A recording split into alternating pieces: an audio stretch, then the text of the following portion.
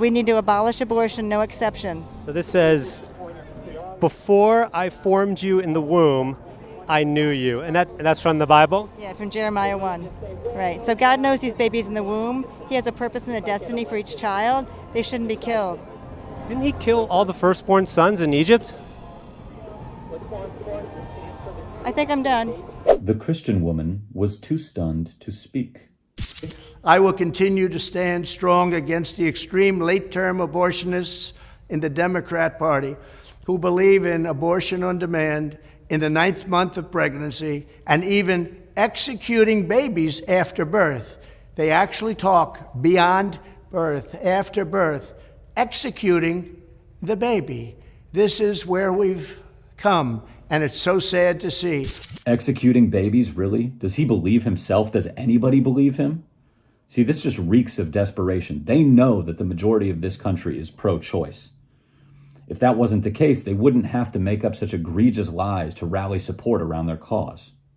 Donald Trump did, by the way, tell the truth about abortion one time when he was asked if he'd ever been with a woman that had an abortion, to which he simply said, "Such an interesting question. What's your next question?" So we all know the answer. Thank you, Mr. Speaker. And first, I'd like to acknowledge all the amazing women that serve in our nation's military and the mothers that serve in our nation's military.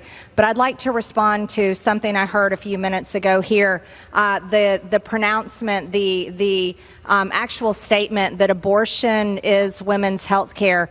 I would like to state for the record, abortion is not health care in any way. Is it me, or does she look more and more like Fabio every day?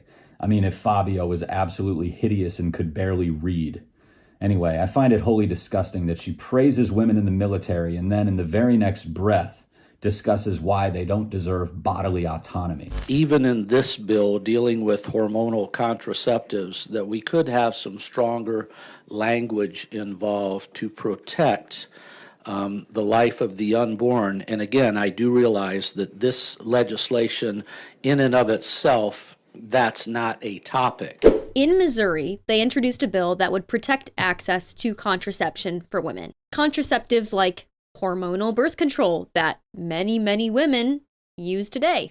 And wouldn't you know it, they turned it into a conversation somehow about abortion. Representative Seitz of Missouri is concerned that if this bill is implemented to protect access to contraceptives, that this is a snowball effect heading back towards Roe v. Wade. And he states his concern about somehow a bill about contraceptives leading to abortion. So I ask, can you make it make sense? But due to the times in which we live and the Supreme Court ruling and what some other states are doing to bring back Roe v. Wade in a different form and under a different name, I'm very trepidatious to open the doors to the possibility that any legislation could involve the murder of a child in the womb. I want to make sure that we do protect the infant in the womb. Should this bill become a trigger bill if Roe v. Wade in a different form comes back through initiative petition, I want to make sure that this amendment is strong enough, and maybe we can have a discussion on that, to protect what could be happening in the future that has nothing to do with the current legislation. This legislation does not cover that or talk about it, but in the strange times in which we live, something could be coming back that is no longer in the Missouri Constitution. So I'd just like to really prayerfully consider this amendment and wonder if it is strong enough should this piece of legislation be a Trojan horse, so to speak, with what's happening in the current political sphere. Trepidatious? Shut up. Shut the up. Oh, I'm feeling quite trepidatious. There's no need. There is no need. He is right. These are strange times indeed, although I think I'm on the opposite end of the strange spectrum from him. We live in strange times because women want their rights back and their bodily autonomy back.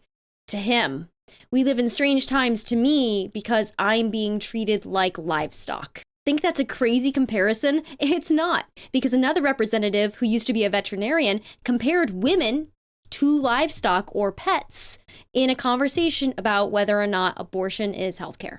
The question is whether abortion is healthcare.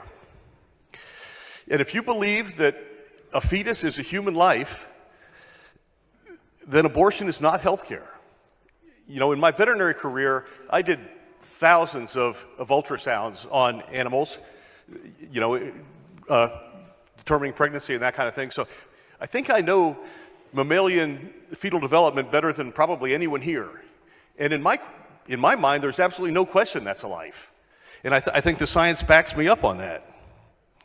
But this is really a moral question, and I recognize that not everybody's that's in here is going to agree with me. And if I had the oratorical skills of Lincoln, I still wouldn't change a single mind over there.